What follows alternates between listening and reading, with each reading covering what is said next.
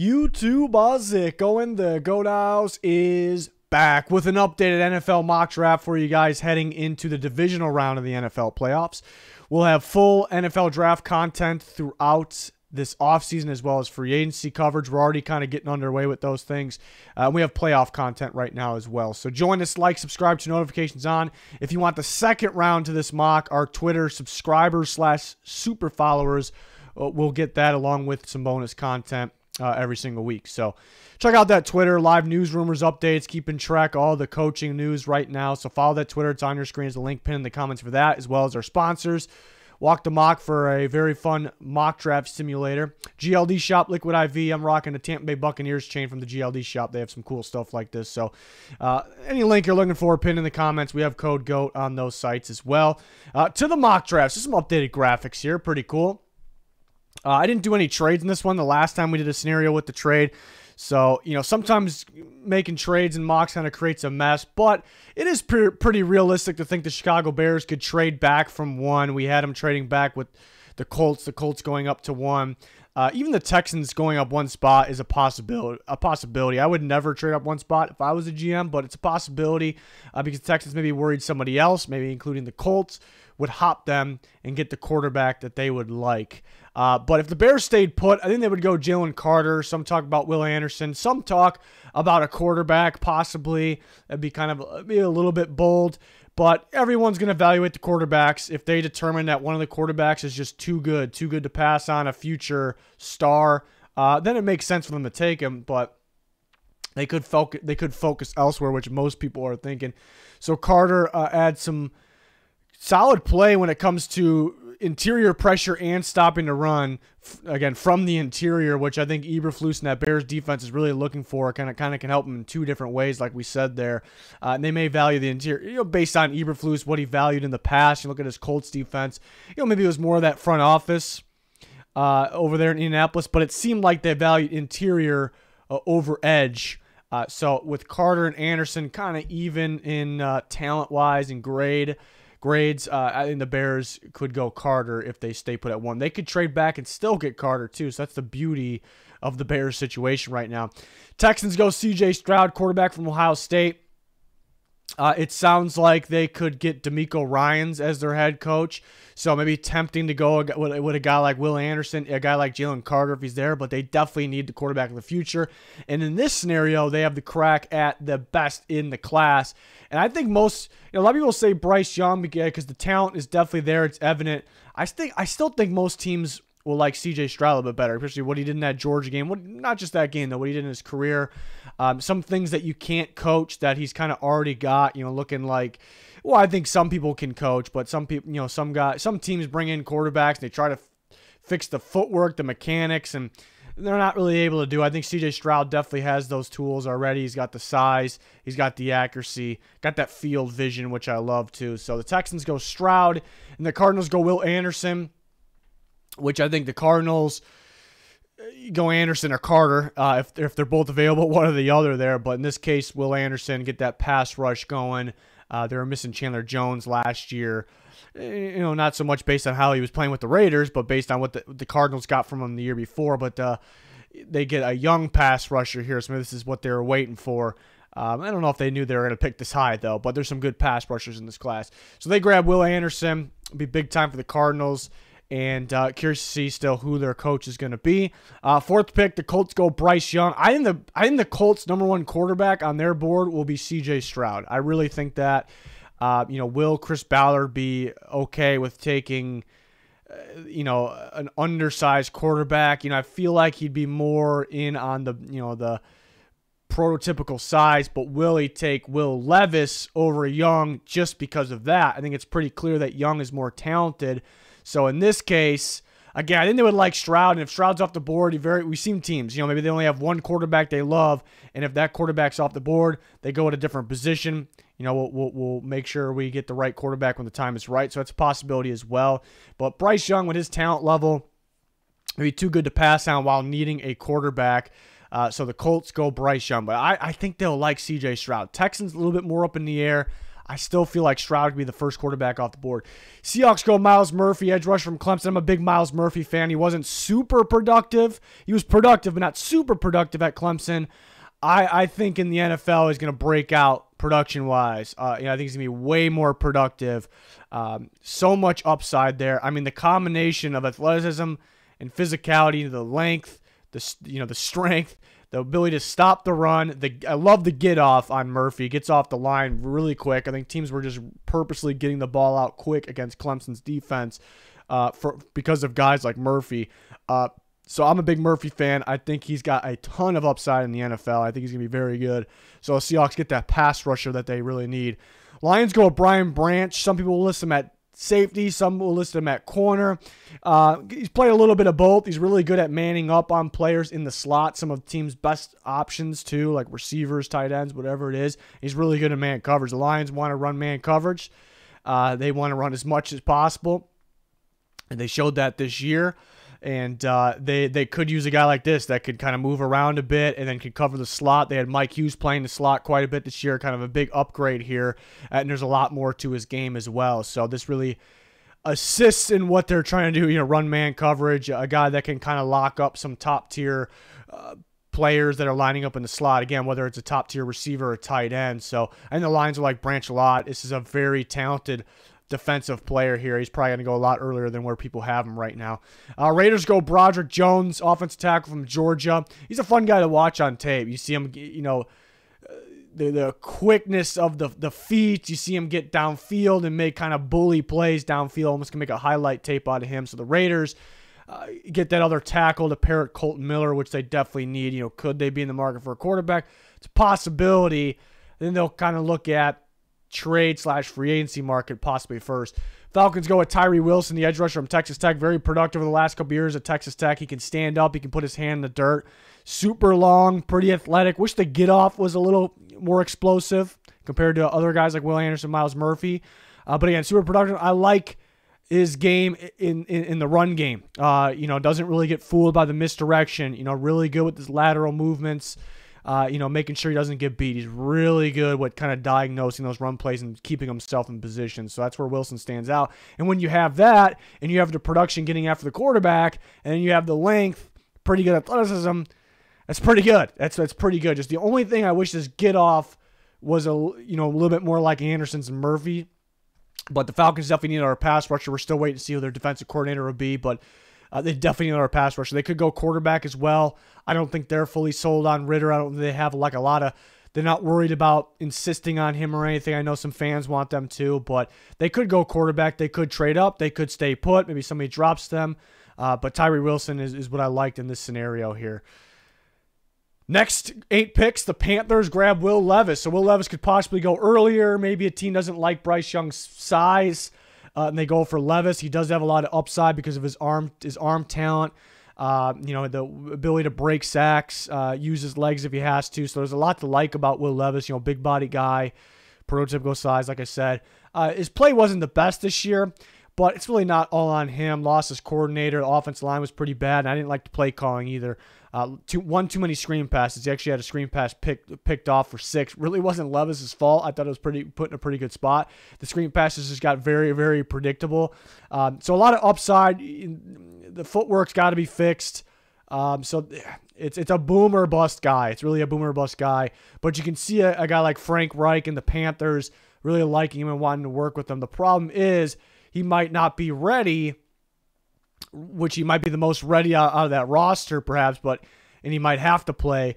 But, to win big games, he might not be ready right away. While the rest of the Panthers roster, their running game, the offensive line's getting better, having DJ Moore, having those tight ends, having that defense like that, the rest of that group can help you win right now. So maybe they were in more of a market for a quarterback that can help win right now. Eagles go Lukas Van Ness, who's kind of soaring up boards, wasn't really a starter for Iowa for most of his career, but a physical, explosive pass rusher that had a big-time breakout season. Curious to see how he tests at the combine, but again, using the physicality and the explosiveness off the ball, kind of an Eagles-type pass rusher, and they're always looking for pass rushers. They definitely could use another one. Titans probably had the worst offensive line in football this year. They definitely need some more help. Peter Skoronski, the Northwestern tackle. They could go Paris Johnson Jr. because it worked out well for them with Nicholas Petit-Frere from Ohio State, so pair those guys together. And Paris Johnson Jr. also has the ability to play guard, which some people think Skoronski can as well. But either or, they play him at tackle. But they grab Skoronski in this scenario where I usually have him going inside the top 10. This scenario, Broderick Jones goes already. Skoronski gets pushed to 11 here, and they take him a good fit in that offensive line. The cornerbacks are so damn intriguing of this draft class, the order they could come off and how talented they are. I still like Christian. It depends on the team, but I still like Christian Gonzalez coming off first as of right now, but I could see it right now. I could see it being Gonzalez of Oregon. I could see a lot of buzz around Devon Witherspoon from Illinois, and not a lot of buzz anymore. It's almost like, based on the chatter, it sounds like Kelee Ringo's dropping a little bit.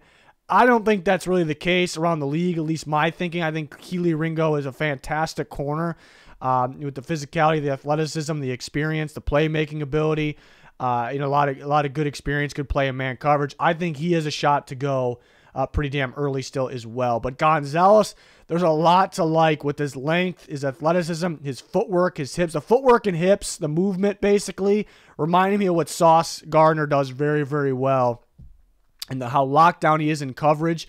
Oregon gave up some yards, but if you watch, they were purposely throwing away from Gonzalez. When they did throw his way, it was underneath him, not really on his guy. And that's maybe where his negative comes into play, getting off the blocks and then making a physical tackle on things underneath. That's something where I think he could be a little bit better. He does have a pretty thin frame. But the Texans, who it sounds like they could go D'Amico Ryans. It could be Jonathan Gannon as well, but the D'Amico Ryans talk is heating up. But I think they could value corner, even though they already have Derek Stingley in there. I'm starting to think they could value just creating that cornerback duo to elevate everything else on their defense. I would love linebacker. I think it would be a reach at this point to go for a linebacker, a little bit of a reach, but Trenton Simpson's a possibility. But I think they'll like Gonzalez. I think they'll like his length, his playmaking ability, his lockdown ability, really. The Jets could use maybe one more tackle in there, and that'd be Paris Johnson Jr. from Ohio State. Who knows? They could be trading for Aaron Rodgers. They want to get him protected, or whoever the quarterback is going to be protected there, so pretty good value. Patriots go Jordan Addison, who's looking more and more like the first receiver to come off the board with his separation skills, his ability to play inside and out, home run ability, the quickness, the speed. Patriots could use one of those guys for sure. They got some free agents coming up here too, and they just want to get better at the position, and they could move on from a guy or two as well. So they grab Addison here. The Packers go Michael Mayer, upgrade the tight end position, kind of a total package all around tight end, which some people are starting to talk about. Other tight ends could catch him, could pass him up, on draft day. I'm not really seeing it. There are some really good tight ends. We get the point there, but Michael Mayer is a guy that isn't in every is a tight end that's not in every draft class these days, and the Packers specifically would like him a lot. Commanders go with their corner, Devon Witherspoon here from Illinois, who is fun to watch because his ability to come up and attack the ball, especially when it's already in someone's hands, the hits that he can make, even in the run game, diagnosing plays, ability to blitz, very tight in coverage as well. There are some moments, which kind of comes with the high motor guys that fly up. You tend to see some kind of bad moments, in those situations where you're flying up too fast and he whiffs pretty hard. I did notice that a bit. I watched every snap of the Michigan game back, which he ended up having a pretty good game, but the first couple plays, you could see a little bit of that in the first two plays in a row, if I'm not mistaken.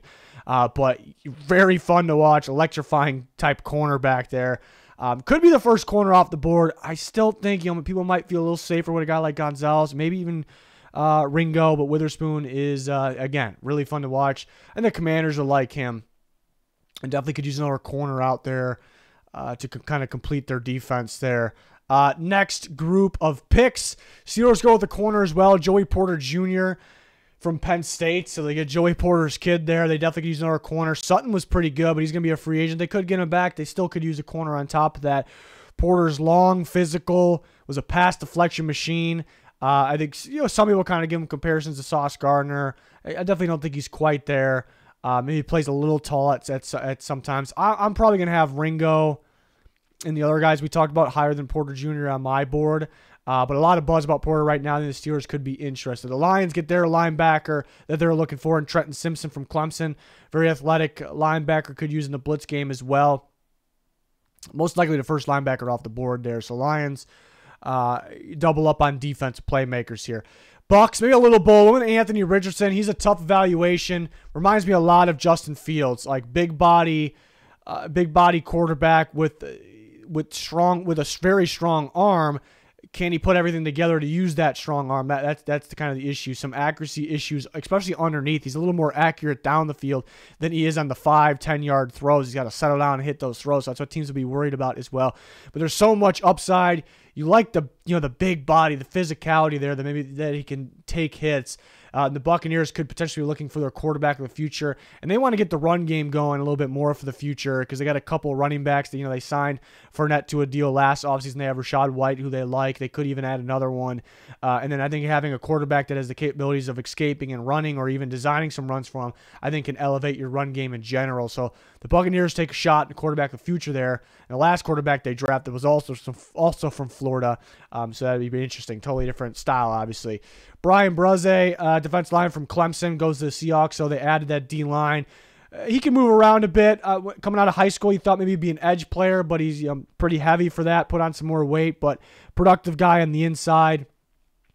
He's pretty rangy when it comes to draft. Can see him going like around the top 10 and then down here, maybe late first as well. The Dolphins forfeited their pick. Chargers go Bijan Robinson, running back from Texas. Big-time playmaker. Probably a better talent than 22 second overall, but drops a little bit because how many teams need a running back and the value of running back.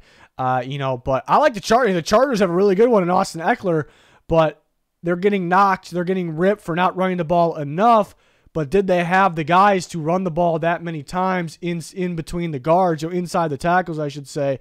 Because Eckler's, a guy very talented, but not a guy that's going to get a load of carries on the inside. So you add another one here, helping you now and for the future to kind of elevate that offense, make it a little more balanced. So I like the idea of that. Ravens grabbed their receiver, might finally be interested in some receivers. Well, they took Bateman in the first round, but going to be switching offense coordinators. Zay Flowers, another guy that's really fun to watch, kind of can do it all. I get him the ball underneath. Play in the slot, play outside, can go deep and get the ball as well. Big-time playmaker that should be getting a little bit more buzz, perhaps. So the Ravens add Flowers in a much-needed receiver room there. The Vikings go Keely Ringo, cornerback from Georgia. That would mean they take back-to-back defensive backs from Georgia, taking Lewis Seen last year. Now they add Ringo. I think Ringo probably should go earlier in this. He's not getting a whole lot of buzz lately. It's almost like thoughts on him are going down a little bit. Marvin Harrison maybe got a little bit of the better of him, but it's Marvin Harrison Jr. and it's an elite receiver locked in for top 5 next year. Remember Jamar Chase versus AJ Terrell. Jamar Chase made AJ Terrell look like he belonged nowhere near the first round. He goes in the first round, he's tearing it up. So just really, really good players going at each other there. But Ringo, has the press ability, can play man, can play zone, can run with guys. Can tackle, can make a play on the ball. So was a big-time recruit for a reason as well. So Vikings add that corner that they need. And then the last 8 picks, and again, our Twitter subscribers, used to be called super followers, now subscribers, will get the second round in tweet form there, also with bonus content. But the Jags go another Georgia pass rusher 2 years in a row, Nolan Smith, but a totally different style, in my opinion, than Trayvon Walker. And they couldn't really get much of a pass rush in the playoffs going, and so that's something they can kind of add here. Walker's a versatile guy, can drop back, almost use a linebacker, but also could slide inside, could rush off the edge. Nolan Smith's a guy, just pure speed rusher off the edge, super athletic. Probably needs to add a little more bulk, a little more size. He's a little thin, but will fit these 3-4 defenses. Josh Allen also is due a contract coming up in a little bit here, so could use another pass rusher. And then Arden Key is going to be a free agent as well. So like using multiple guys here that can do different things. So they kind of just need that pure speed rusher that just quickly get after the quarterback on the outside. So that's why I like Nolan Smith for them. Giants go Jackson Smith and Jigba, receiver from Ohio State. Which is a tough evaluation because he's only played a couple games this year, was really good last year, but it was more towards the end where we got the chance of seeing more of him. So he's tough, but Ohio State receiver's definitely working out. The guy's got good hands. He can separate. He can play from the slot. A type of guy the Giants need, definitely could use, can upgrade at. to just improve their receiver room, help Daniel Jones out if he's back, which I think he would be. So they go with Smith and Jigba there. Cowboys go Kalijah Kancey, defensive lineman from Pittsburgh, which I like as a pass rusher from the interior, maybe more of that 3 technique, defensive tackle. He could play off the edge if you need him to as well, but he lined most of his career at Pittsburgh. He's lined up on the inside, and he was very good stopping a run, very good reading plays, but very, very good getting after the quarterback. The Cowboys got some good pass rushers, but not so much on the interior. They need some more help on the interior, so this could really elevate their pass rush even more. So I kind of like the fit there. Bills grab their guard, Osiris Torrance from Florida. Much needed guard help. Josh Allen was getting pressured a ton in the playoffs. So, yeah, definitely need some help there. Bengals grab their tight end. Hayden Hurst going to be a free agent after a 1-year deal. Pretty good for them. He's currently hurt right now going into this week, too. We'll see if he plays or not. But I imagine he would. But they get Dalton Kincaid. He was super productive for Utah there, especially that the first USC game was just insane. So the Bengals grab him and keep that tight end play going there, maybe even better. Could go tackle here as well, but I think they're more, maybe they go with Jackson. If they rather go big or go home because they got the young guys that with Jonah Williams and Jackson Carman. So maybe go for a bigger free agent if they can, rather than draft one, but who knows. Broncos grab a tackle, Darnell Wright from Tennessee, who's probably not getting enough love right now. Very talented, was a big-time recruit coming out as well. Probably plays right tackle for the Broncos, because Garrett Bowles is going to be back at left tackle. They need a right tackle pretty bad to kind of complete that offensive line. We'll see if they do it Reisner and in free agency, but they have a few interior guys that could step up. So adding that right tackle could be pretty big here for the Broncos, so I like the fit of Wright in there. Still waiting to see who they get as a coach, though. Keion White, a guy that's been getting some recent buzz, so I went and got the chance to watching him. And this he's a big boy. It's a really big defensive end that had a pretty productive year, too, off the edge, stopping to run. They would line him up inside sometimes as well, over the guard, more so the 3 technique, just out the outside shoulder of the guard, but mainly an edge guy. So I'm thinking, who likes these physical pass rushers that can move around a bit? There's a few teams.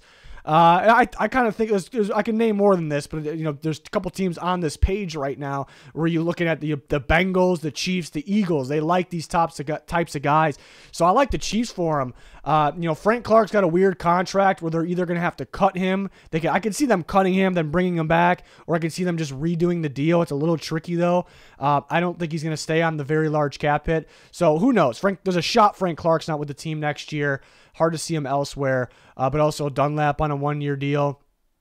And those guys aren't going to be around forever. And it worked out with Carl Laftis in the first round last year, so get another young guy. And again, they like these physical guys. Sometimes they take Chris Jones, who's an interior player, play him off the edge. Could you slide Keion White in during that? Yes, you can. So I like. He feels like I could say a few teams again, but feels like a Chiefs-type pass rusher here. It's going to be a big combine for Keion White. It's going to be a big combine because sometimes he does look a little stiff, maybe a little slow. Sometimes the way he gets off the ball, I'm like, how is the guy that big moving off the ball like that? But sometimes when he has to kind of get across the field, he does look a little stiff, a little slow. He is a big boy, so that could happen. So combine is going to be pretty big for him. If he can, sometimes we got these big guys that all of a sudden just surprise with their agility drills in the 40, and then they shoot up the board. So I don't think he's going to be as fast as some of those big guys that were running, crazy numbers, in the past. But it's gonna be a big combine for him. Eagles, Tyreek Stevenson, who I had the chance to watch, and I like him. I like the way he comes up and attacks the ball. There's a lot of corners like this in this class that fire at the ball. Really good at diagnosing things underneath. Not afraid to hit, not afraid to make a play. Actually, former Georgia corner, and they had so many DBs. He goes to Miami. He played pretty well. The defense overall there wasn't that good. So I like Stevenson. The Eagles. Maybe have the best cornerback duo in football right now, but Bradbury going to be a free agent. Of course, they can bring him back. Darius Slay, Bradbury, the way they're playing, it looks like they're going to be around forever, but reality is they're not going to be around forever. And that Eagles defense, the most important thing actually on that defense this year, especially looking at that last playoff game, looks like the cornerback position. So having another guy in there for either right now or the future will be pretty big. So I think it's a possibility there, along with some other things. So I did make a second round in this mock that'll go to our Twitter subscribers. So it's a good reason to super follow us there. Bonus content as well.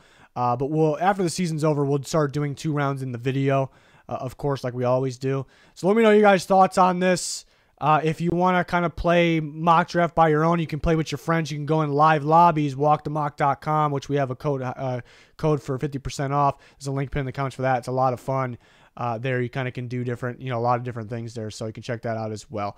Any link you're looking for is pinned in the comments. Follow us on Twitter because we're always interacting with you guys, always talking latest news and more.